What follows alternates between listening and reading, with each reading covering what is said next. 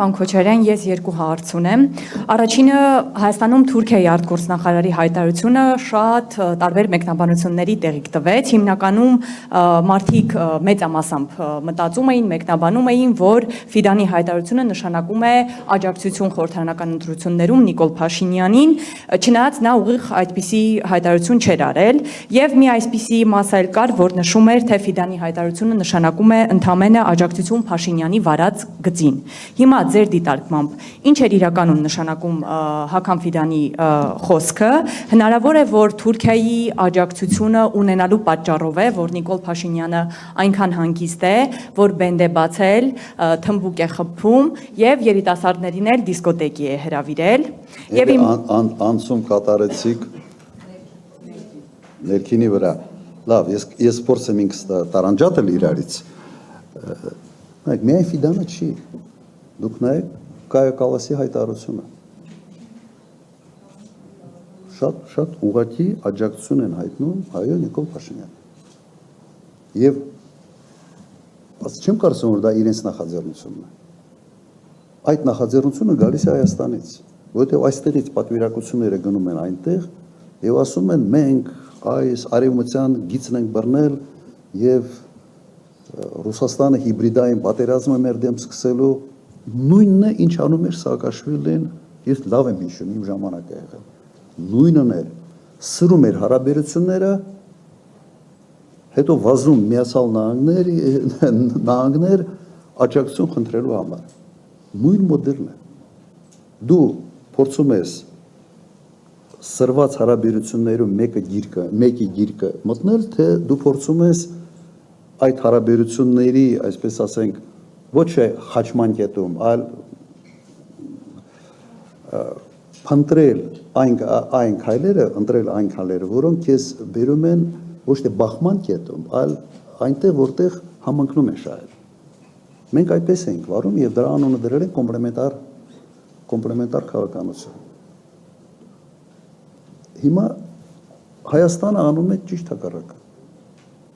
Սրի հարաբերությունները եւ փորձի դրա դիմաց ինչ որ բան փոկել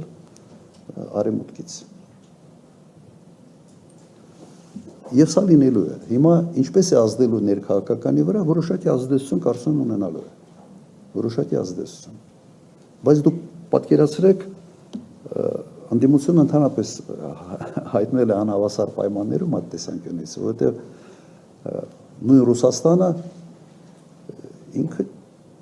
նման կարգի հայտարարություններ չի անում, այդ մշակույթը չկա, չինացիք էլ չեն անում։ Չինացիք համարում են, որ չպետք է խառնվեն ներքաղաքական հարցերին։ Ընդհանրապես տարբերությունը չինացիների ու ամերիկացիների միջև։ Ամերիկացին ասում է, եթե սա չանես, կպատժեմ, չինացին ասում է, եթե սա անես, կխրախուսեմ։ Շեշտակի մեծ տարբերություններ մոտեցումների մեջ։ Եվ միգուցե այդ պատճառով Չինաստանը այսօր շատ ավելի գրավիչ է շատ եւ շատ երկրների համար։ Շատ եւ շատ։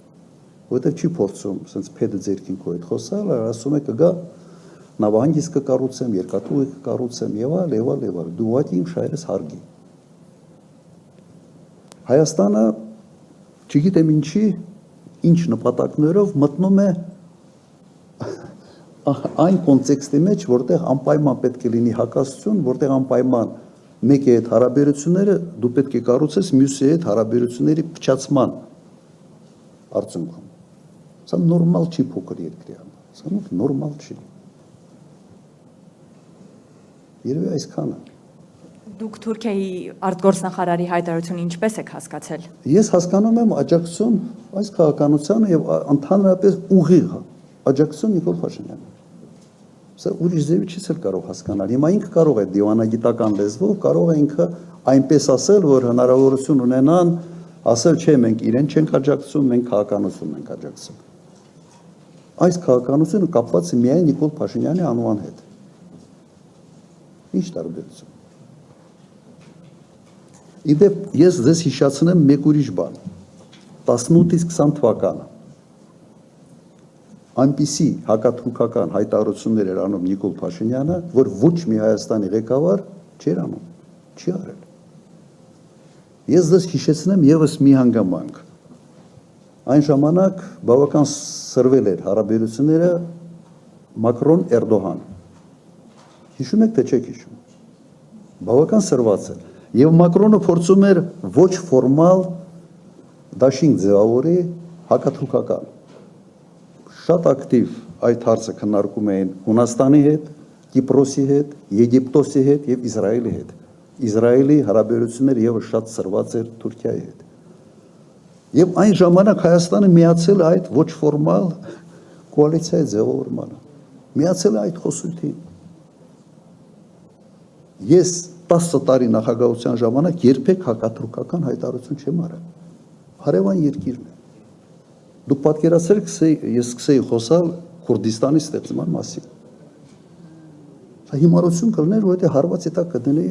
Հայաստանի Հանրապետություն։ Եվ ոչ մի նախագահ այդպիսի բան չի արել։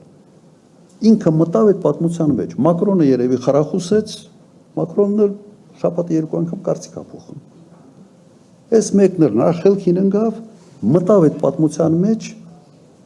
եւ այնպես արեց, որ նաեւ սա էր պատճառներից մեկը, որ Ադրբեջանը բայրակտարներ ստացավ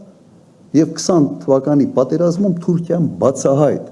անթաքույց կանգնեց Ադրբեջանի կողքին։ Պատճառներից մեկն է։ Ասի քյուրփա հալոտ, ինչ ես մտնում այդ հարաբերությունների արանք էլի։ Թե Մակրոնը ինչ որ դուր գա։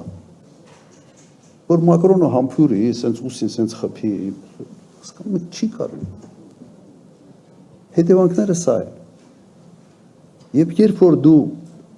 երրաբուլուրը երրապատկել ես, եւ մեկ այդքանից հետո խելքի չես եկել, նույն բաներն ես անում արդեն սենց ուրիշ ուղղություններով, սա է ամենից անընդունելի։ Բայց սա այն է, ինչ կատարում է Հայաստանում այսօր։ Մոռացել եք, չէ՞ հաստատ այդ ժամանակահատվածը 18-20 թվական։ Տեսնում եմ, ձեր աչքերով տեսնում եմ, որ մոռացել եք, բայց այդպես է եղել։ Եվ երկրորդ հարցն էլ հնչեցնեմ, երեկ Երևանում 147-րդ դպրոցում բացվեց Արցախի հերոս Ռոբերտ Աբաջյանի արձանը,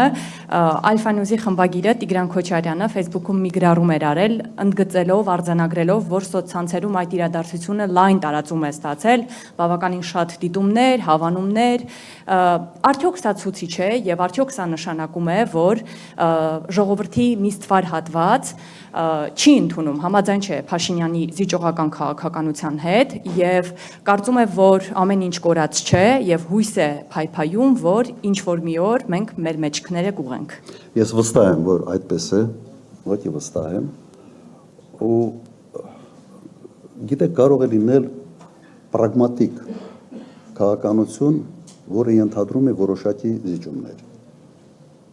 Ես նաեւ դա չեմ տեսնում։ Այդ պրագմատիզմը չեմ տեսնում։ Ես տեսնում եմ մի քաղաքականություն, որի մոտիվացիան ինձ համար անհասկանալի է։ Եվ միշտ իմ միտքս գալիս է այն